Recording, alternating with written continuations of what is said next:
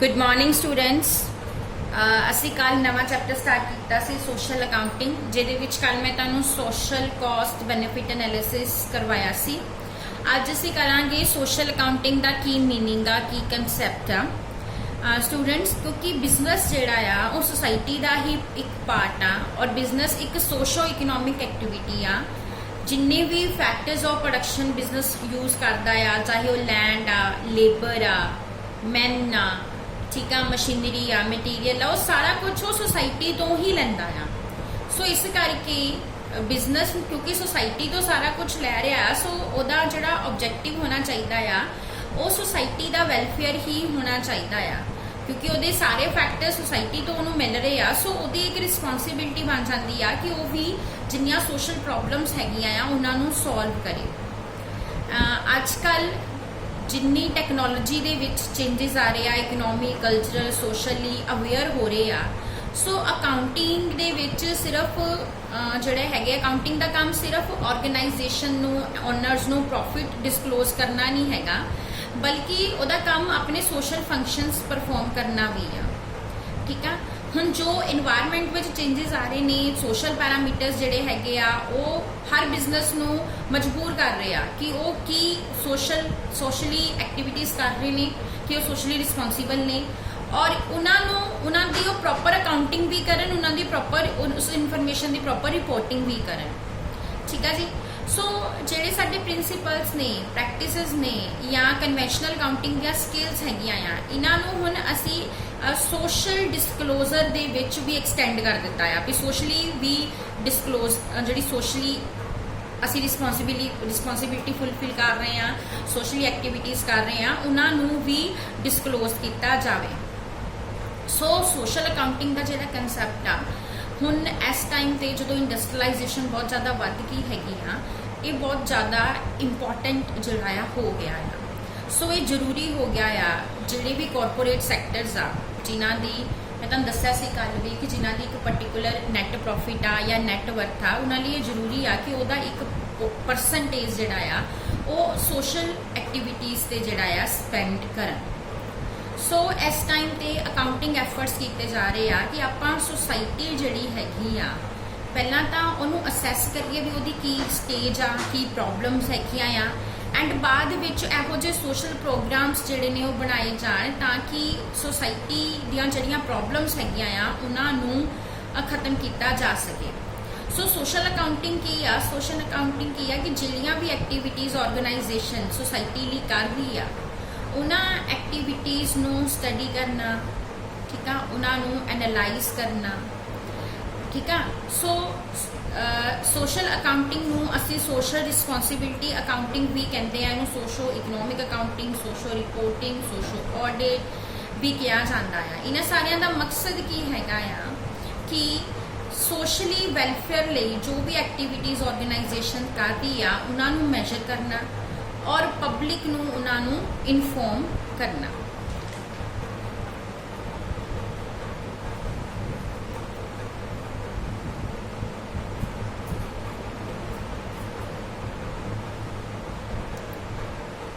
एक टर्म हैगी आ social audit the.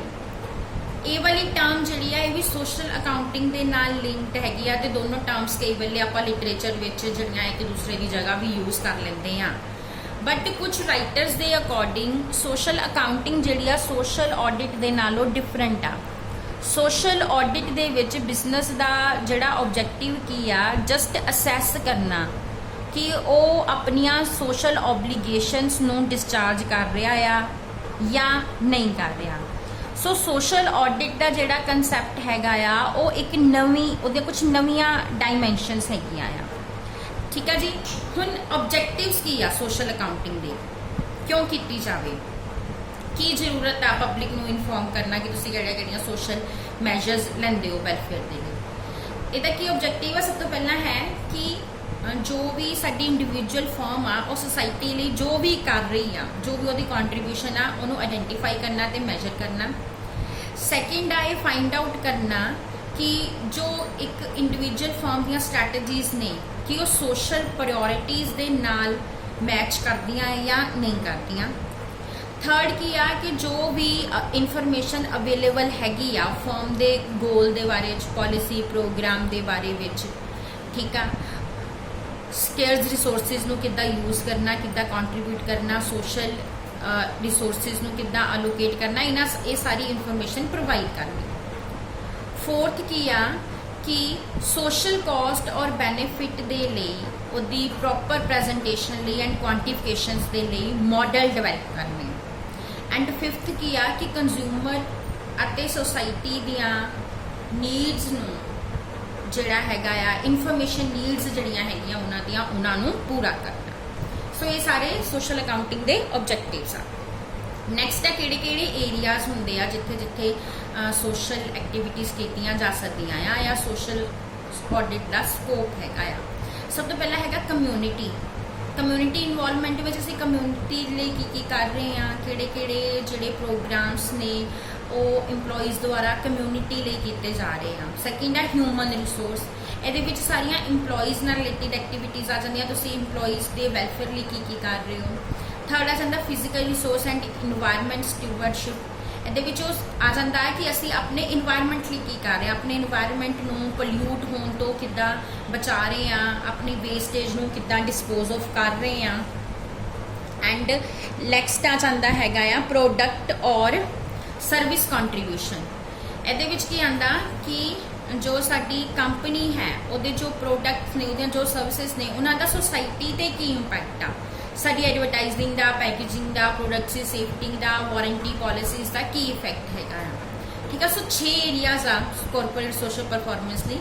Environment, energy, fair business practices, human resource, community involvement and product. हुण social accounting दे की benefits हैगे आ। सब तो पहला ਜਿਹੜੀਆਂ ਵੀ ਫਰਮਸ ਆਪਣੀਆਂ ਸੋਸ਼ਲ ਓਬਲੀਗੇਸ਼ਨਸ ਫੁਲਫਿਲ ਕਰਦੀਆਂ ਆ ਔਰ ਮੈਂਬਰਸ ਨੂੰ ਇਨਫੋਰਮ ਕਰਦੀਆਂ, ਗਵਰਨਮੈਂਟ ਨੂੰ ਇਨਫੋਰਮ ਕਰਦੀਆਂ ਆ, ਗਵਰਨਮੈਂਟ ਮੈਂਬਰ ਉਹਨਾਂ ਦੇ ਬਾਰੇ ਵਿੱਚ ਇੱਕ ਸਹੀ ਓਪੀਨੀਅਨ ਜਿਹੜਾ ਆ ਬਣਾਉਂਦੇ ਆ। ਸੈਕਿੰਡ, ਇਹਦੇ ਨਾਲ ਜਿਹੜੀ ਕੋਈ ਐਡਵਰਸ ਪਬਲਿਸਿਟੀ ਹੋ ਰਹੀ ਆ ਜਾਂ ਕੋਈ ਕ੍ਰਿਟਿਸਿਜ਼ਮ ਹੋ ਰਿਹਾ ਤੁਸੀਂ ਉਹਨੂੰ ਵੀ ਰੋਕ ਸਕਦੇ ਹੋ। ਥਰਡ ਕੀ ਆ, ਇਹਦੇ ਨਾਲ ਮੈਨੇਜਮੈਂਟ ਨੂੰ ਵੀ ਹੈਲਪ ਮਿਲਦੀ ਆ ਐਪਰੋਪਰੀਏਟ ਪੋਲਿਸੀਜ਼ ਐਂਡ ਪ੍ਰੋਗਰਾਮਸ ਬਣਾਉਣ ਦੇ ਵਿੱਚ।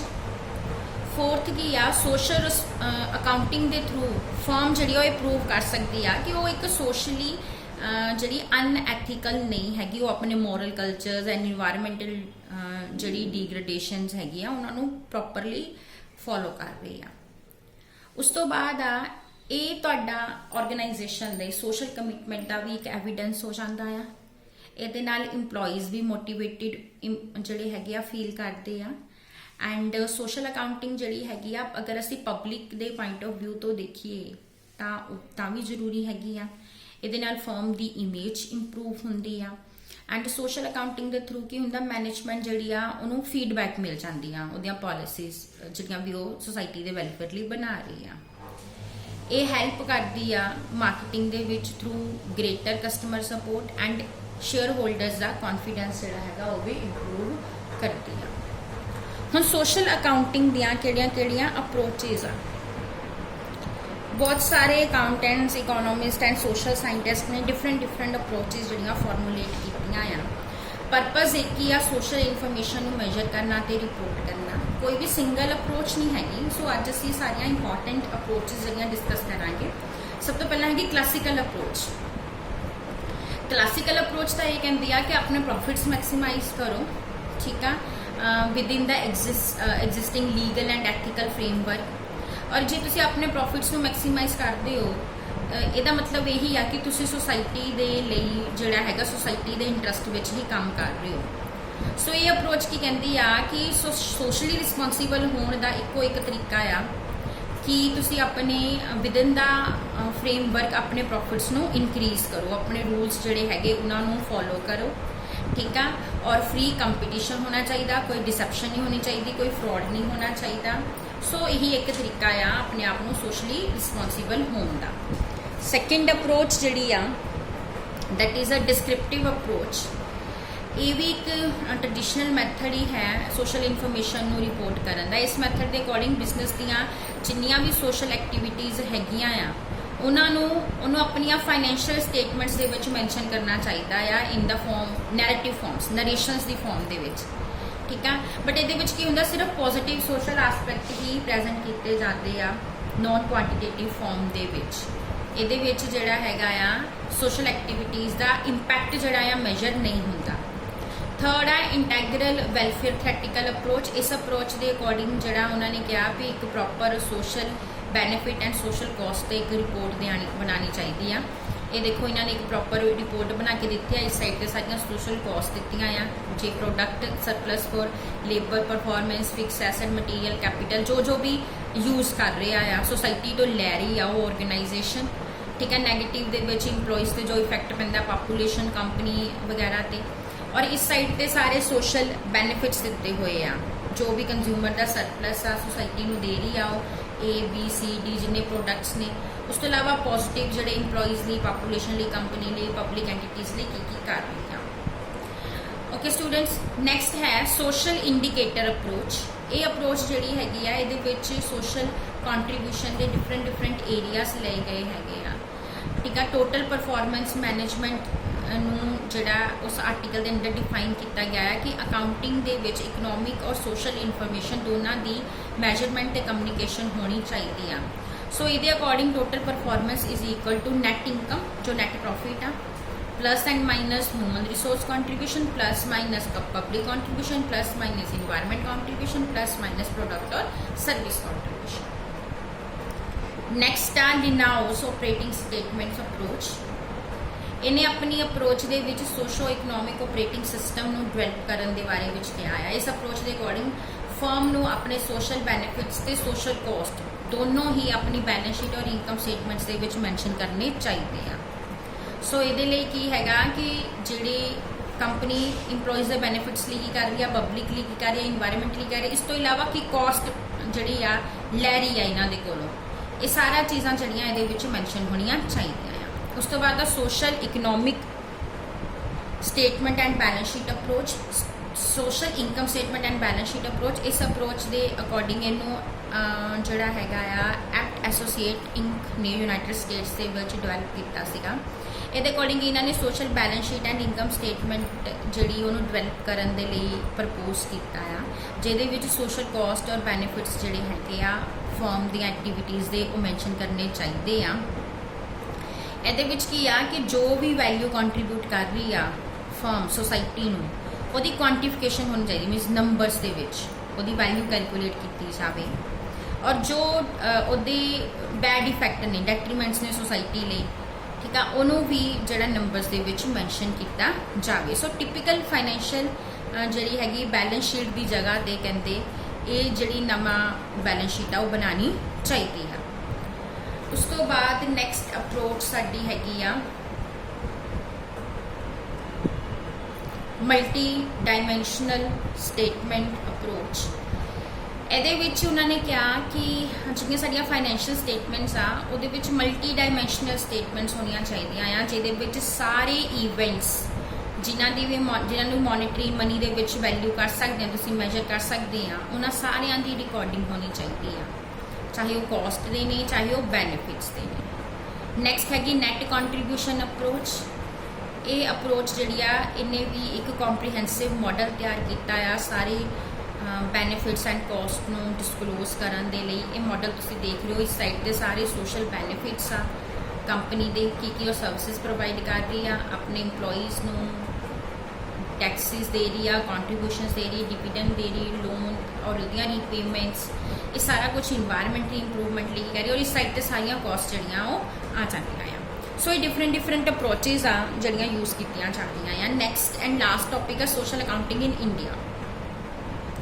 USA, ब्रिटेन, फ्रांस, जर्मनी जी हैगी वो सोशल अकाउंटिंग कंसैप्ट्स ਨੂੰ ਉਹਨਾਂ ਨੇ ਕੰਪਲਸਰੀ ਕਰ ਦਿੱਤਾ ਹੋਇਆ ਹੈ, ਠੀਕ ਆ। ਬਟ ਇਹ ਕੰਸੈਪਟ ਇੰਡੀਆ ਦੇ ਵਿੱਚ ਹਜੇ ਨਵਾਂ ਆ, ਹਜੇ ਇਹਨੂੰ ਇੰਨੀ ਇੰਪੋਰਟੈਂਸ ਨਹੀਂ ਮਿਲੀ ਹੈਗੀ। ਬਟ ਫਿਰ ਵੀ ਸੋਸ਼ਲ ਕਾਸਟ ਬੈਨੀਫਿਟ ਐਨਾਲਿਸਿਸ ਜਿਹੜੇ ਹੈਗੇ ਆ ਉਹ ਕੀਤੇ ਜਾ ਰਹੇ ਆ, ਉਹਨਾਂ ਨੂੰ as a investment analysis use ਕੀਤਾ ਜਾ ਰਿਹਾ ਆ। बट इत्थे कोई भी प्रॉपर टेक्नीक नहीं हैगी जिहड़ी यूज़ की जा रही है, क्योंकि हर एक दियां विच कुछ ना कुछ डिफिकल्टीज़ हैगियां आ। ਸੋ ਇਹ ਡਿਫਿਕਲਟ ਹੈਗਾ ਆ ਆਇਡੈਂਟੀਫਾਈ ਕਰਨਾ ਵੀ ਕਿਹੜੀਆਂ ਸੋਸ਼ਲ ਕਾਸਟ ਨੇ ਐਂਡ ਕਿਹੜੇ ਬੈਨੀਫਿਟਸ ਨੇ ਜਿਹੜੇ ਸੁਸਾਇਟੀ ਨੂੰ ਮਿਲ ਰਹੇ ਆ। ਤੇ ਉਸ ਤੋਂ ਇਲਾਵਾ ਹੋਰ ਡਿਫਿਕਲਟ ਆ ਉਹਨਾਂ ਨੂੰ ਮਨੀ ਦੇ ਵਿੱਚ ਕਨਵਰਟ ਕਰਨਾ। ਜਿਹੜੇ ਸਾਡੇ united nation industrial development organisation ਆ and centre for organisation of economic cooperation and development ਆ, ਉਹਨੇ ਕੁਝ ਮੈਥਡੋਲੋਜੀਜ਼ ਪਬਲਿਸ਼ ਕੀਤੀਆਂ ਆ ਜਿਨ੍ਹਾਂ ਦੇ ਵਿੱਚ ਸੋਸ਼ਲ ਕਾਸਟ ਔਰ ਬੈਨੀਫਿਟਸ ਨੂੰ ਮੈਜਰ ਕੀਤਾ ਜਾ ਸਕਦਾ ਆ, ਬਟ ਹਜੇ ਇਹਦੇ ਵਿੱਚ ਹੋਰ ਜ਼ਿਆਦਾ ਰਿਸਰਚ ਕਰਨ ਦੀ ਜ਼ਰੂਰਤ ਆ। Thank you.